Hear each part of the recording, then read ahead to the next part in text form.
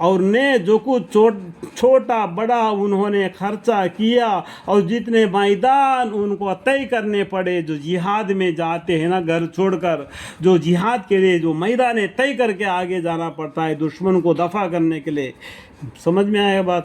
یہ جہاد کے بارے میں یہ سب بھی ان کے نام نیکیوں میں لکھا گیا تاکہ اللہ تعالیٰ ان کو ان کے سب کا کاموں کا اچھے سے اچھا بدلہ دے۔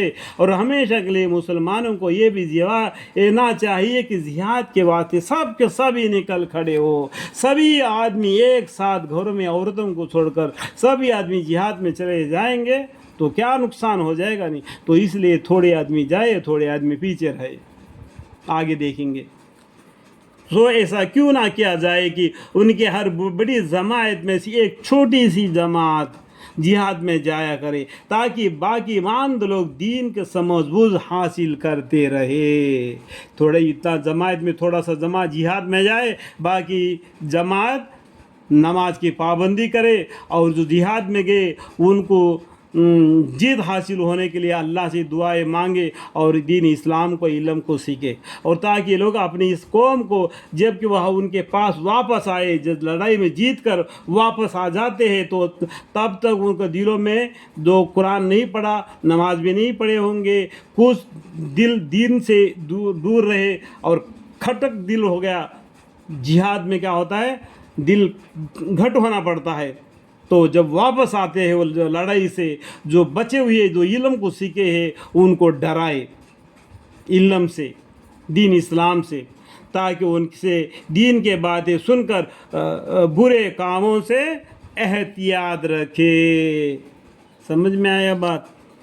ایمان والو ان کفار سے لڑو جو تمہارے آس پاس رہتے ہیں، اور ان کو تمہارے اندر شکتی پانا چاہیے۔ دیکھو یہ آیت کو لے کے ہے نا کافر لوگ مسلمانوں پر انگلی اٹھاتے ہیں۔ دیکھو یہ قرآن میں یہاں پر یہ آیت لکھی ہے، آج مسلمانوں کو معلوم نہیں یہاں پر یہ آیت لکھی ہوئی ہے کر کے، کتنا شرمندگی کی بات ہے۔ وہ کیا بولتے ہیں؟ اے ایمان والو ان کفار سے لڑو جو تمہارے آس پاس رہتے۔ سمجھ میں آیا بات؟ ان کو تمہارے اندر سختی پانا چاہیے، یہ بولتے ہیں۔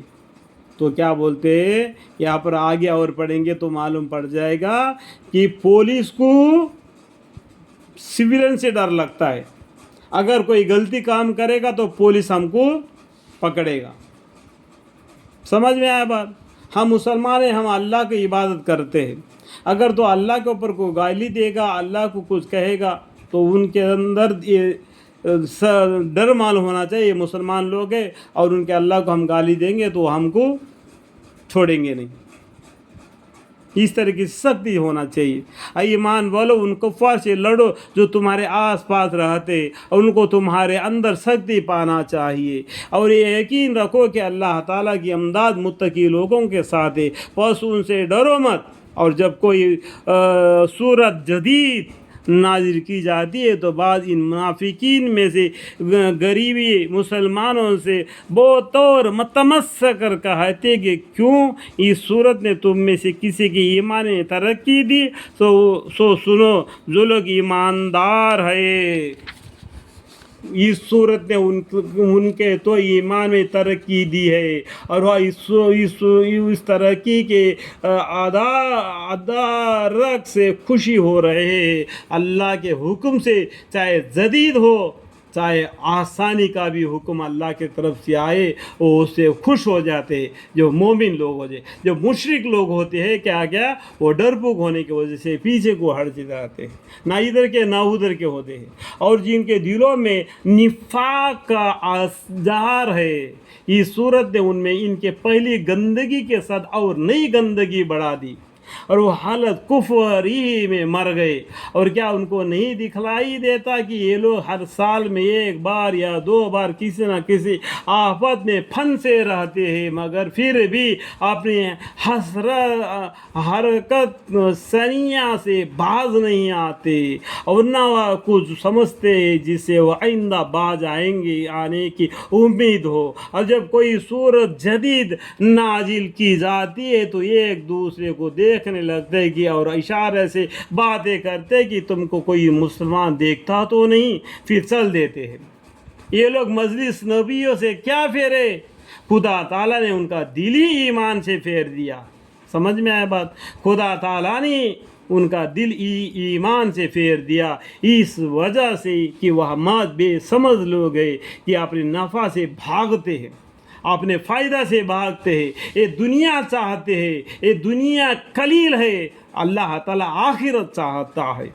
اس لیے بولتے ہیں کہ وہ بے سمجھ لوگ ہیں کہ اپنے نفع سے بھاگتے ہیں. اے لوگوں، تمہارے پاس ایک ایسے پیغمبر تشریف لائے. دیکھو یہاں پر کیا بولتے ہیں، اے لوگوں، مسلمانوں نہیں، اے لوگوں مطلب کیا ہے، تمام جہان کے لوگوں، جو مذہب کو اختیار کر رکھا ہے وہ ہم سے مطلب نہیں. تو یہاں پر کیا بولتے ہیں، سبھی انسان ہیں، سبھی کو اللہ تعالیٰ بولتے ہیں اے لوگوں، تمہارے پاس ایک ایسے پیغمبر تشریف لائے جو تمہارے جنش بسر سے ہے، جن کو تمہارے معذرت کی باتیں نہایتی گران گزرتی ہے، جو تمہارے منافعات کے بڑے خواہش مند رہتے ہیں. یہ حالت تو سب کے ساتھ ہے، بالخصوص ایمانداروں کے ساتھ بڑا ہی شفیق اور مہربان ہے.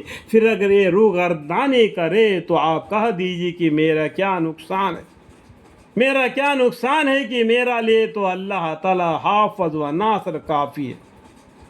چاہتے ہیں اللہ تعالیٰ سے کیا بولتے ہیں، اللہ تعالیٰ آپ کہہ دیجئے.